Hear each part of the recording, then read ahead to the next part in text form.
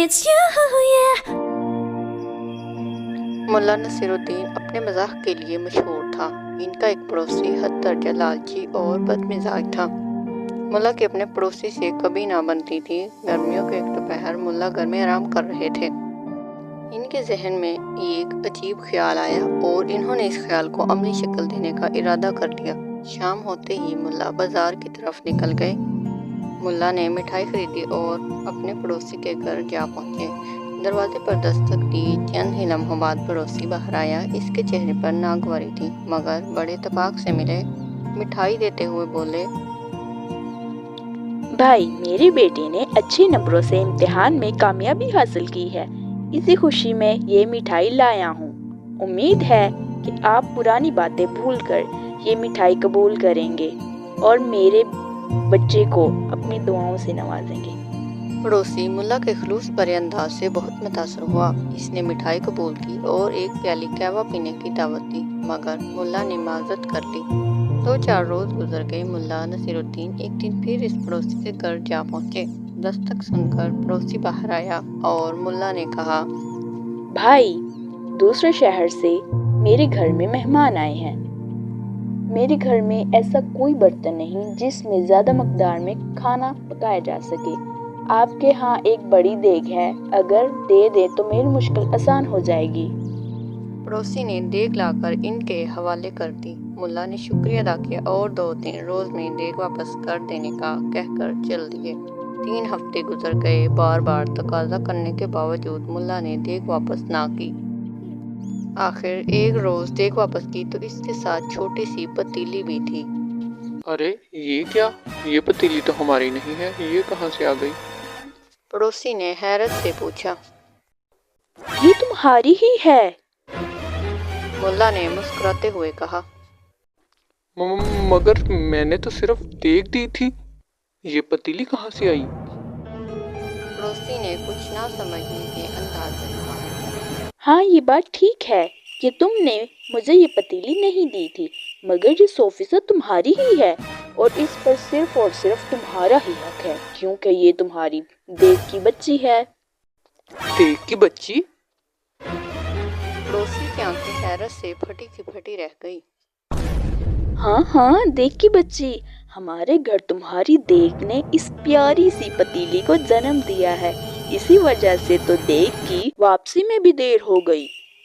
ملا نے سنجیدگی سے کہا، بات عجیب سی تھی۔ پڑوسی کو سمجھ نہ لگی مگر مفت پتیلی ہاتھ آ رہی تھی۔ لالچ غالب آ گیا اور دیگ کے ساتھ اس نے پتیلی بھی لے لی۔ اس بات کو کئی ہفتے گزر گئے۔ اب ملا اور پڑوسی کے تعلقات بہت خوشگوار ہو گئے تھے۔ ایک روز ملا پھر پڑوسی کے گھر پہنچے اور مہمانوں کے آنے کا بتا کر دیگ مانگی۔ پڑوسی نے خوشی خوشی دیگ دے دی۔ اس کے بعد دن ہفتوں میں اور ہفتے مہینوں میں ڈلنے لگے مگر ملا نے دیگ واپس نہ کی۔ آخر ایک دن پڑوسی کی بیوی نے اس سے کہا، ملا کو دیگ دیے ہوئے بہت دن ہو گئے ہیں، معلوم تو کرو کیا بات ہے، اس نے دیگ واپس کیوں نہیں کی؟ بہت اچھے نیک بخت، پوچھتا ہوں پڑوسی سے کہ دیگ واپس کیوں نہیں کی۔ اتفاق سے کچھ دیر بعد وہ گھر سے نکلا تو ملا سے ملاقات ہو گئی۔ اس نے دیگ کے بارے میں پوچھا تو ملا بولے، بھائی، میں تمہارے گھر ہی آ رہا تھا، پہلے آتا مگر ہمت نہ تھی، لیکن بتانا تو تھا۔ اتنا کہہ کر ملا خاموش ہو گئے۔ ان کے چہرے پر غم کے اثرات تھے۔ آخر بات کیا ہے؟ پڑوسی نے بے چینی سے پوچھا۔ وہ دراصل تمہاری پیاری دیگ جو اتنا عرصہ ساتھ رہنے سے ہمیں بہت پیاری ہو گئی تھی، اب دنیا میں نہیں رہی، اس کا 2 دن پہلے انتقال ہو گیا۔